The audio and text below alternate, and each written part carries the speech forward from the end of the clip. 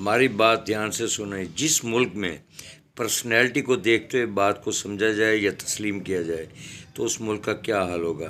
اللہ ہی وارث ہے. ہم نے بہت پہلے یوٹیوب چینل میں کہا تھا کہ عمران خان کو امریکن ایک قوم ہے، وہ اپنے مفادات کو دیکھتے ہوئے فیصلہ کریں گے کہ وہ ایسا کریں گے یا نہیں کریں گے. اور کچھ لوگوں نے ویور بڑھانے اور ڈالر کمانے کے چکر میں اور پی ٹی آئی کے لوگوں کو جھوٹی تسلیاں دیتے ہیں، باتیں کرتے ہیں جس سے ان کے ویور بنتے ہیں اور ان کی جے کار ہوتی ہے، اور پھر وہ سمجھتے ہیں کہ یہ جو کہہ رہا ہے درست کہہ رہا ہے. یہی منصور نے بات کی، یہی ہم نے بات کی. ثابت کیا ہوا کہ اس نے جو بات کی وہ آپ لوگوں نے پسند کی، ہم نے جو بات کی آپ نے ڈینائی کی، کیونکہ ہم کبیر والا سے بات کرتے ہیں، وہ اسلام آباد. ہمیں دیکھنا ہوگا کہ شخصیت سے ہٹ کر کے آدمی جو بھی ہے بات کیا کہہ رہا ہے، اس میں وزن ہے یا نہیں. پھر جا کر ہم اپنے آپ کو قوم بنائیں گے اور انشاءاللہ ہمارا ملک ترقی کر پائے گا. جو بات میں کہنا چاہ رہا ہوں تسلی سے سنیں، سننے کے بعد آنکھیں بند کریں، ضمیر میں جھانکتے ہوئے فیصلہ کریں کہ ہم نے درست کہا یا غلط کہا. پاکستان حوث پرست اور زر پرستوں سے گھرا ہوا ہے، جس کی وجہ سے ہم ترقی نہیں کر پا رہے. کیونکہ ان لوگوں کو کیسے ختم کیا جائے گا، اس کے لیے ایک مضبوط آدمی کی ضرورت ہے. مضبوط آدمی کے ساتھ ایک مضبوط قوم کی ضرورت ہے. پھر جا کر حوث پرست اور حوث زر پرست ختم کر پائیں گے ہم قوم بن کر.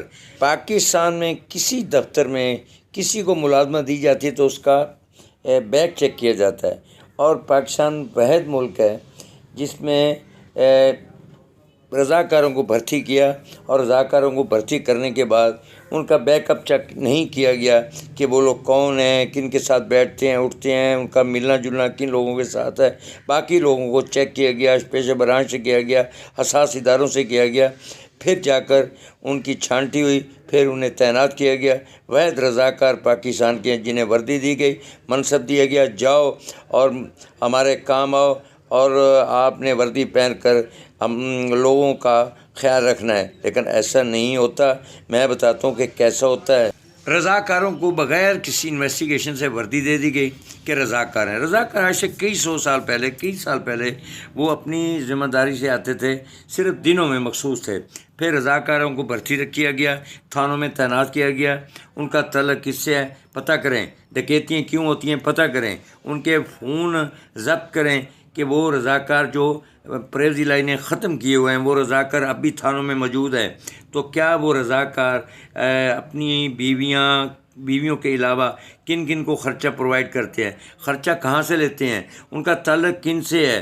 پھر جا کر محسوس ہوگا، معلوم ہوگا کہ رضاکار کیا کرتے ہیں اور ان کے سرپرست کون ہیں اور وہ کن کے سرپرست ہیں. جب پریز الہی نے رضاکار سسٹم ختم کیا تو آپ یقین کریں میرا دل کھٹکا کہ یہ اسی طرح جیسے طالبان پیدا ہوئے تو امریکہ نے کہا ضیاء اللہ کو کہ طالبان ہمارے حوالے کریں، اگر یہ کل اکٹھے ہو جائیں گے تو پھر سوسائٹی کے لیے، سماج کے لیے، لوگوں کے لیے، قوم کے لیے اور پوری دنیا کے لیے کیا بنیں گے.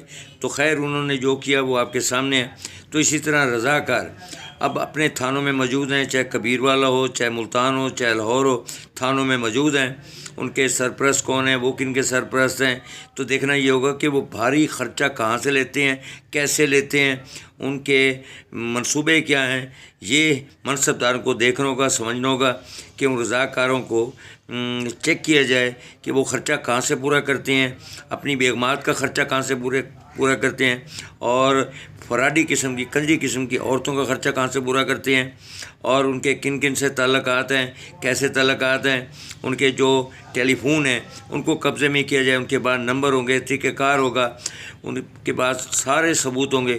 لیکن کیوں منصب داروں کو، غیرت مند منصب داروں کو یقین کرتے ہوئے اس بات پر کہ ہمیں کیا کرنا ہے، تو پھر جا کر یہ سسٹم میں کرپٹ لوگ جو بھرے بڑے ہیں، جو ڈکیتیاں ہو رہی ہیں، اور آئے دن کبیر والوں میں ڈکیتیاں، پورے پاکستان میں ڈکیتیاں، پنجاب میں ڈکیتیاں.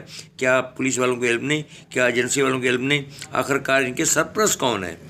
سرپرست میں تو ایک گلاس پانی کا نہیں پی سکتا اس خوف سے کہ اگر پولیس نے منع کیا ہے، انتظامیہ نے منع کیا ہے، گورنمنٹ نے منع کیا ہے، تو یہ لوگ کیسے دھڑدھلے سے ڈکیتیاں کرتے ہیں. کبیر والے میں ابھی دھڑدھلے سے ایک دن میں ڈکیتی ہوئی.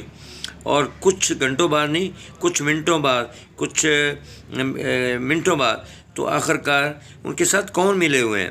آپ یقین کریں کہ ایک بات ہم کر رہے ہیں، لوگ فٹ پاتھ پہ بیٹھ کر کیا باتیں کرتے ہیں، یہ کسی سے ڈھکا چھپا نہیں۔ دیکھنا یہ کہ ڈاکوؤں کا سرپرست کون ہے، اور یہ کب تک سرپرست جاری نظام رہے گا، جب تک سرپرستوں کو کرفے کردار تک نہیں پہنچایا جائے گا، جب تک ڈکیت اسی طرح ڈکیتیاں کرتے رہیں گے۔